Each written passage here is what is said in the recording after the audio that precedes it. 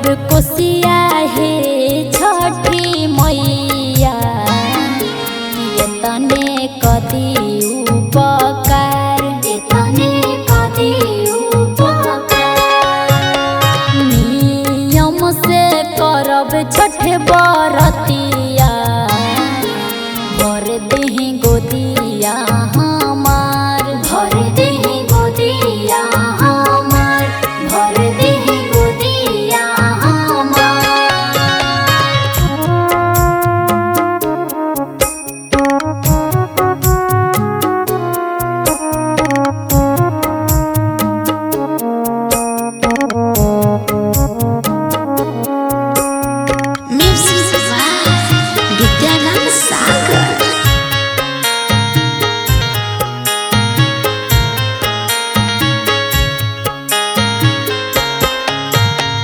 छठी घाटे रोबे बानी अचरा फैलाई 3 दिन से भूखल बिया कहस माई माई।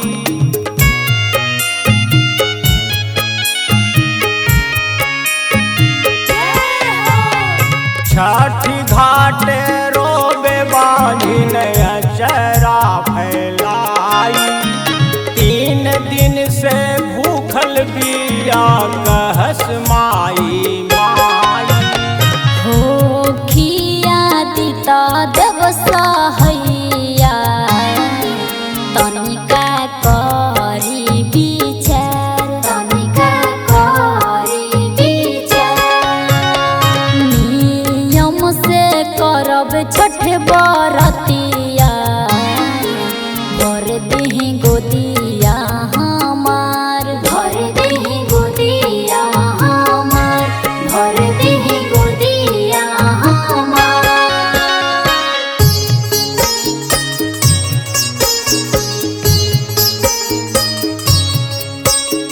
प्रेम से बोलिए छठी मैया की जय।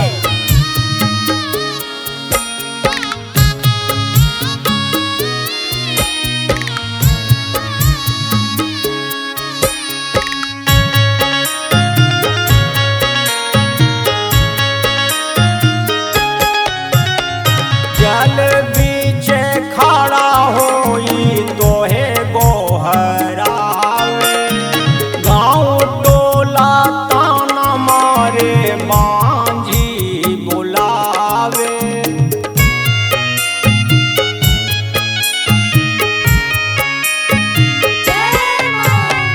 जल बीचे खड़ा होई तोहे गोहरावे गाँव टोला ताना मारे मांझी बुलावे।